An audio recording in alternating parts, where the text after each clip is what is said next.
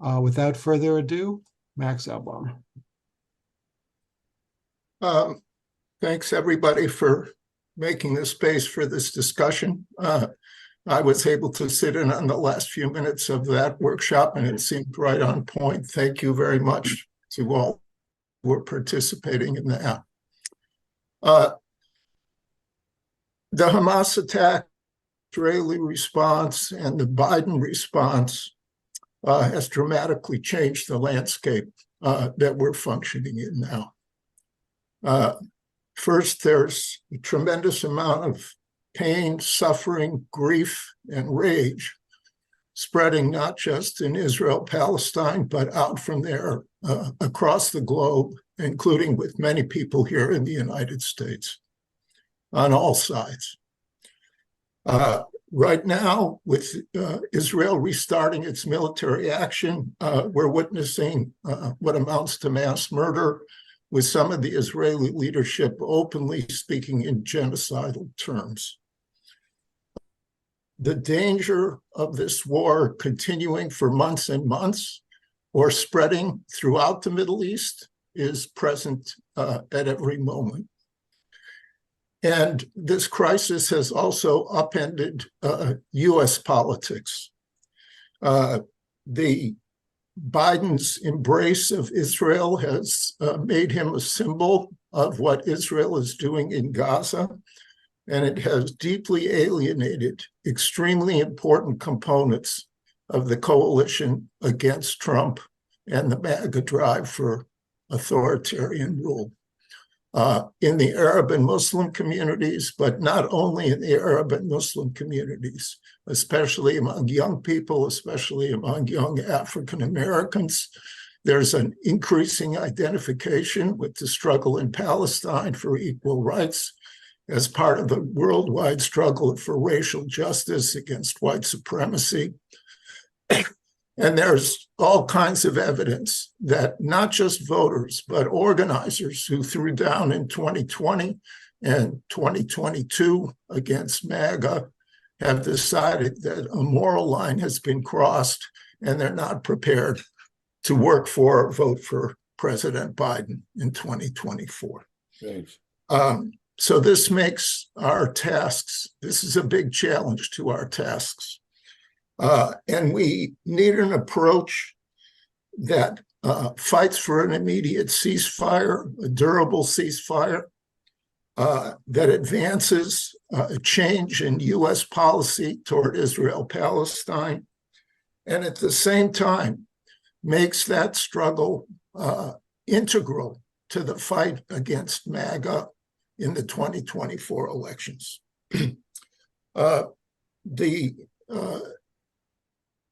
That Cole referred to, I wrote a piece in Convergence, and Bill Fletcher and I wrote a piece that was posted on The Nation yesterday that offers some ideas of how to strategize and act so that the struggle for Palestine is advanced and that it's coordinated with and becomes an integral part of the struggle against MAGA. The steps there include the kind of continuing grassroots mass action, but also an electoral component, which is essential. All those elected officials who've come out for a ceasefire, trying to minimize the representation in Congress of the diehard opponents of the ceasefire, and also taking some moves to see if we can get Biden to step down in favor of a candidate who would be more able to unite all segments of the anti-MAGA coalition to victory in 2024. So I'm going to say a few things about the landscape just going into 2020, before October 7th, some of the key developments since October 7th, and then I'm going to say a little bit more about the strategic ideas that we're advancing here. Two important points about before October 7th. One, there's been a steady shift over the last few years among the base of the Democratic Party and among youth, younger people in general, toward more sympathy with Palestine than with Israel in the Israel-Palestine conflict. Between 2021 and 2023, for the first time in the Democratic base, according to the polls, there's more sympathy for the Palestinian side than the Israeli side, by 49% to 38%. This is a huge change in a country where the support for Israel has been sort of a third rail, almost a religious thing in American politics.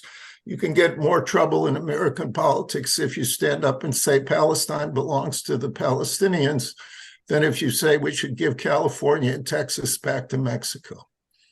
The second thing is that, as we all know, there have been big differences in the coalition that has come to take shape in the fight against Trump and Trumpism. And the heart of the most fraught differences have been over foreign policy.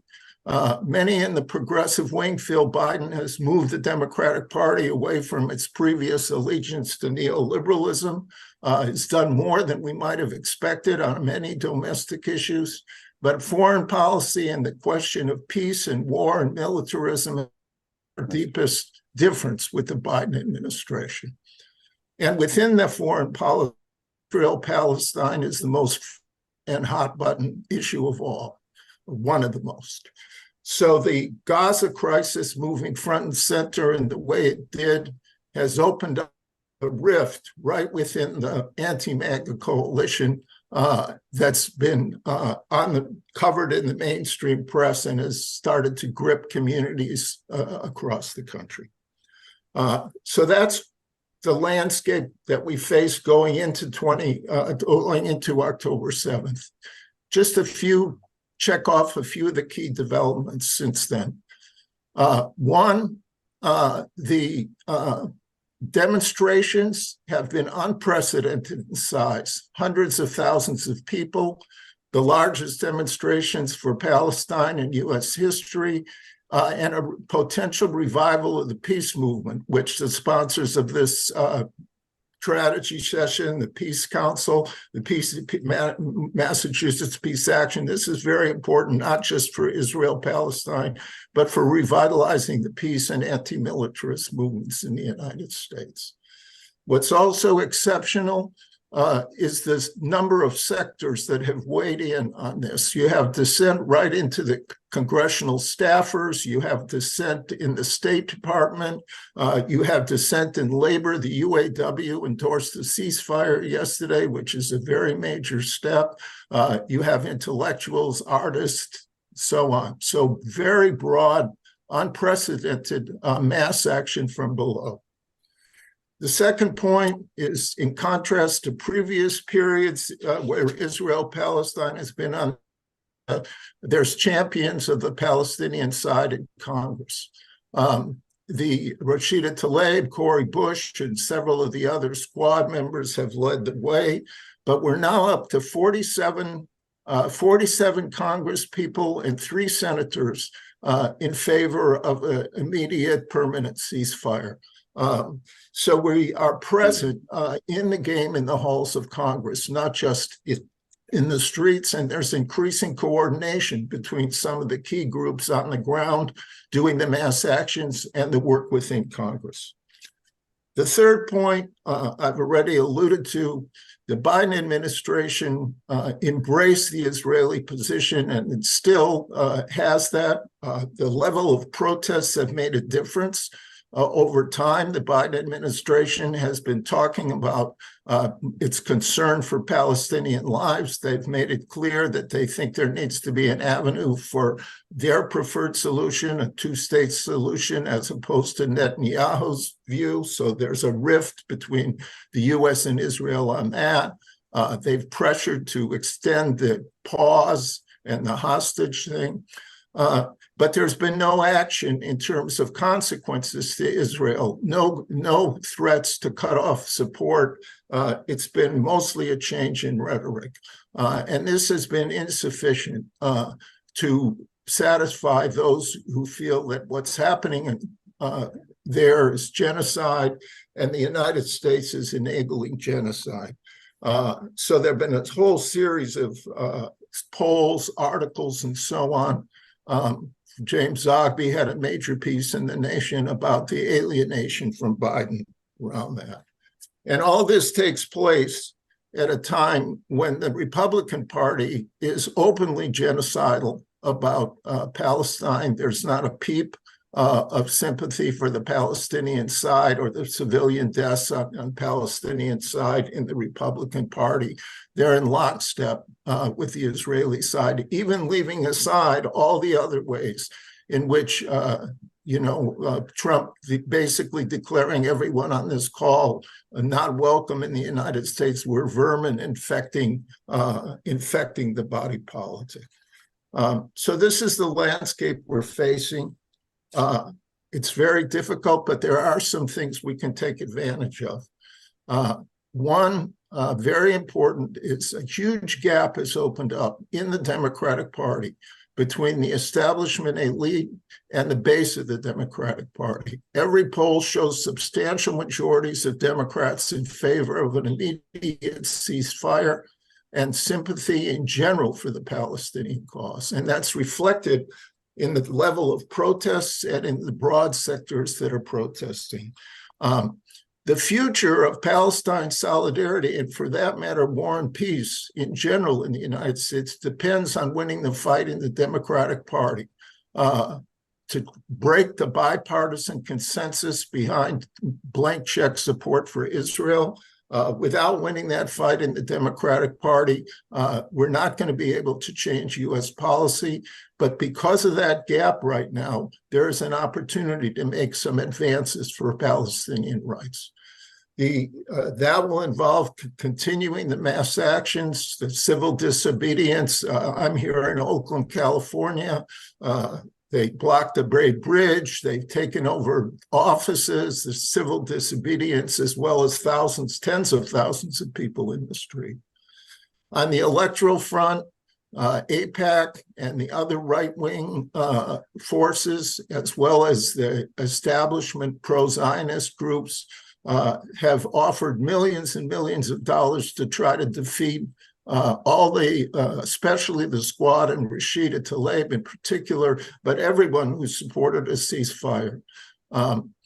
National campaign to defend the people who supported a ceasefire is essential in the coming period. It can't be left only to the people in their districts in terms of we need to give money, we need to send volunteers to those places, and we can build an umbrella formation that keeps people involved and engaged all across the country in something that links fighting for Palestinian rights with the progressive agenda in general in Congress and the fight against the far right.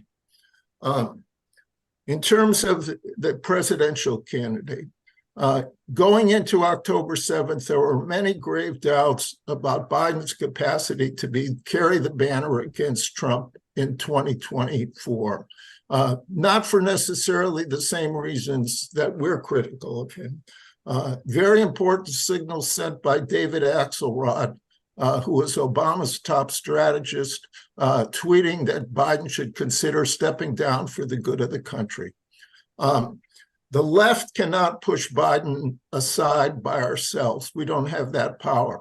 But we can leverage the contradictions that exist within the elite, the concerns about Biden as a candidate, the fact that increasingly, even in the foreign policy establishment, there's grave worries about hitching U.S. policy completely to Netanyahu's leadership in Israel.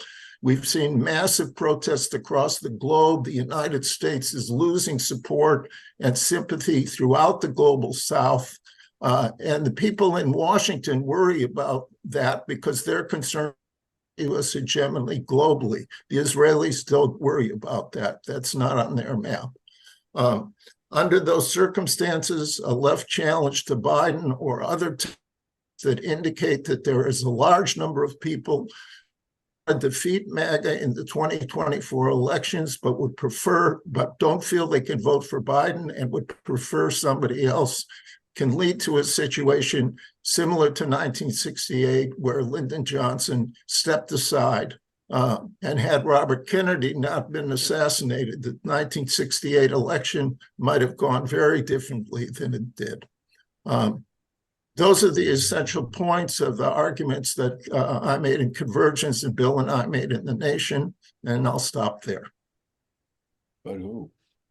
Thanks, Max. And we can take a few questions. If you would raise your virtual hand or put your question in the chat.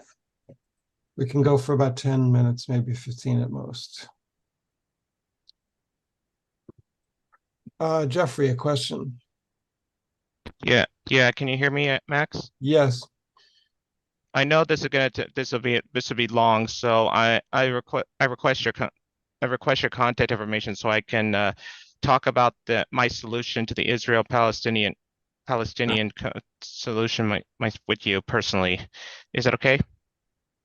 Go right to your question, Jeff, please. We have several people wanting to ask. Make it snappy. I was asking for his contact info so I could do that after the Zoom, so I can talk to him after. I'm gonna mute you if you don't ask a question, Jeff. Okay. Let me get it. Okay, let me just get to one. So what do you think the odds are that the country could be my idea of being reunified under a new name? What are the odds? 0. Okay, thanks for your question. Cole, do you want me to address each one, or are we taking a stack? Let's answer each question in turn. Jeff's asking if a one-state solution will work. Well, I have no idea, honestly, of what the odds are of that.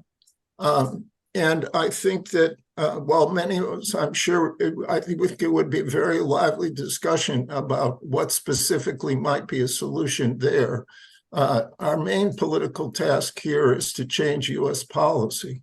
And the question of how things work out over there is mostly dependent on the people there. Not that we don't have a say in that. But at this moment, I have to confess that I'm focused on trying to change U.S. policy. And while I find the discussions about potential solutions over there interesting, it's not my immediate political priority. And I've sort of resisted trying to go down that road and spend a lot of time calculating the different odds on the different solutions that have been proposed. Okay, Michael, go ahead. Your question. Yeah, my question deals with trying to maintain hegemony. So you said something about the Democratic Party concern is maintaining hegemony. And I hear a lot of people say that our empire is declining, but there's certain things that could be done to strengthen the hegemonic quest. So that's my concern is if we decline, that means one thing, and if we don't decline, that means something else. And can you go into that? Well, right over the last many years and still today, U.S. hegemony world means for most people in the world a level of exploitation and oppression that makes them resist. It is different now than it was 30 or 40 years ago, in that much of the resistance is no longer led by the left, but is led by various chauvinistic or ethnic or theocratic-based movements. But it's still the case that the U.S. empire, whether it's strong or weak in certain places, is not a popular thing for people of the world. So there's resistance. And the U.S. is trying to balance and maintain that hegemony against that resistance and against rival powers like China or Russia. And they are concerned with both soft power and hard power and alliances. And the Israel-Palestine conflict, the sympathies of most people in the world, and even most governments, even many reactionary governments, is with the Palestinians because they identify with the people who've been colonized and put under with the Western imperial behind them. So the U.S. wants to find a solution in the Middle East that defuses the opposition to the United States, and they're prepared to make all kinds of concessions that the current government of Israel, or actually previous governments, have been unprepared to make. Great, thanks. Let's go to Alan. This is interesting. It's about Palestine.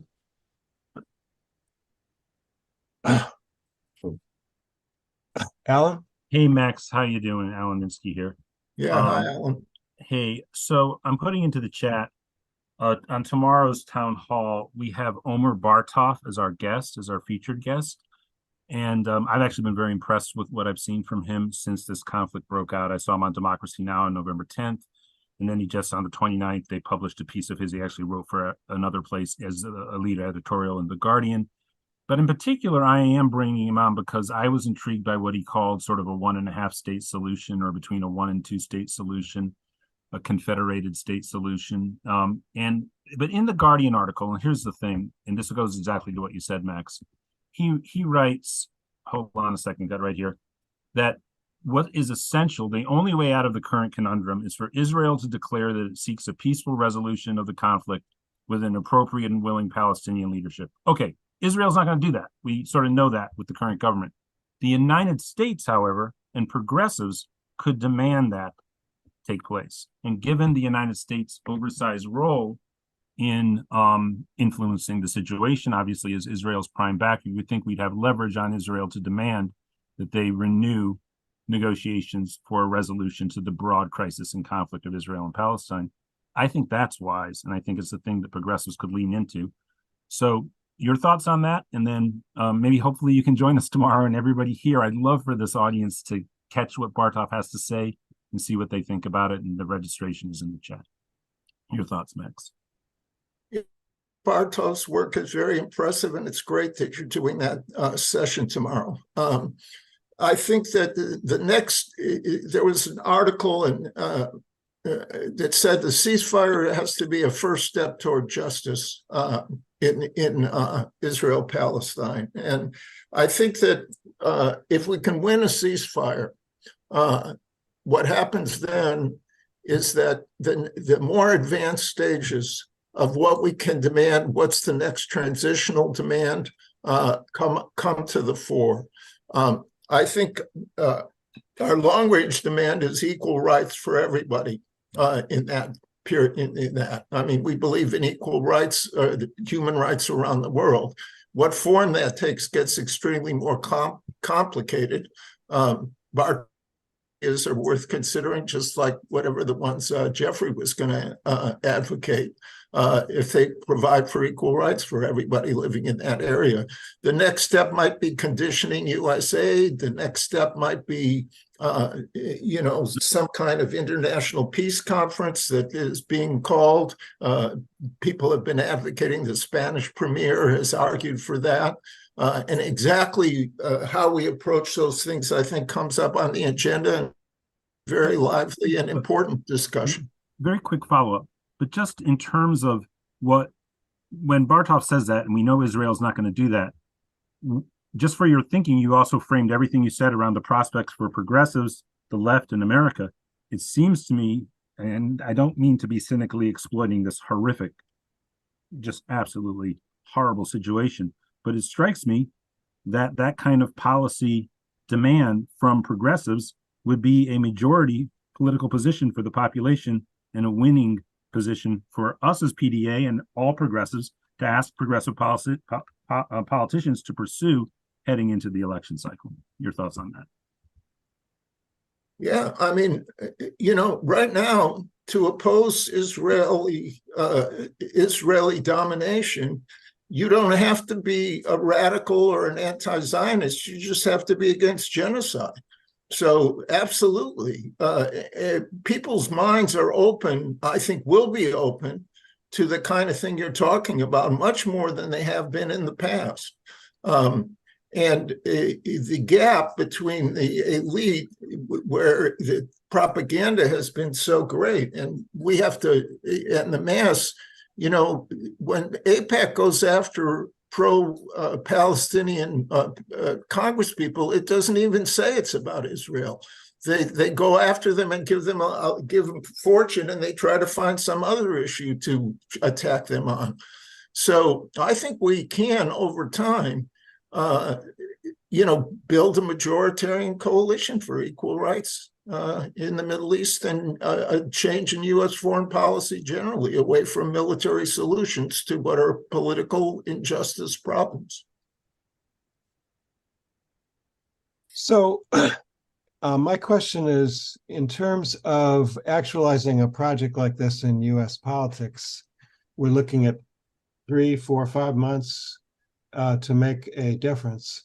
What are the steps that are necessary? And I'd also be interested in Massachusetts people, your comments on, do we primary Jake Auchincloss? Who can we recruit to run? Another project I'll just mention, I guess Biden is going to be here on Tuesday for a fundraiser in Boston. James Taylor is going to serenade him. There's a call out from If Not Now to try to get Taylor to drop it. But if Taylor doesn't drop it, we'll see what else can be done on Tuesday. But, what are the tactics? What are the steps, Max? Well, some are easier than others, or at least more apparent than others. One step is to prime people that we shouldn't be fatalistic that the next election has to be Biden versus Trump, that there's a lot of time to go. And we need to have people thinking outside the box. The second thing is, in terms of defense of the Congress people, there's already a groundswell, people just spontaneously supporting and giving money to the Squad and other people like that. There's projects like the Seed the Vote project, which deploys people from blue states into swing states or swing districts to canvass when election time comes along, under the leadership of grassroots groups in power building groups in particular states. And I think we have to start building up those kinds of projects and be prepared to send resources in Democratic primaries wherever people who supported the ceasefire are being under attack by being primaried by folks who are financed by AIPAC and other forces. So I think those kinds of things can start to be done right away. And PDA, that Alan's here, some of the other groups, Our Revolution, Working Families Party, are all, there's a Justice Dems that are already moving in that kind of direction. So this is something that's popular. On the presidential level, it's more complicated. The filing deadlines have passed for some states already. And there are people talking to people and trying to see if somebody wants to step up and say, I'll run a campaign against Biden around this with a message that says a number of good things. He beat Trump in 2020. We're not going to bash him. He moved the Democratic Party in certain positive directions on domestic issues, but he should step aside. Because he's not a winner right now. He should go out a winner instead of going down in history as somebody who might have lost what's left of our democracy to Trump. So we need to get that kind of messaging together. And there's, I think, a discussion of tactics beyond a candidate challenge leading up to the convention. There's ways to influence high-level people in the Democratic Party who might, under certain circumstances, have the kind of tough love conversation with Biden that we'd like to have, and try to change things in that regard. So I think those are some of the concrete steps that can be done right away.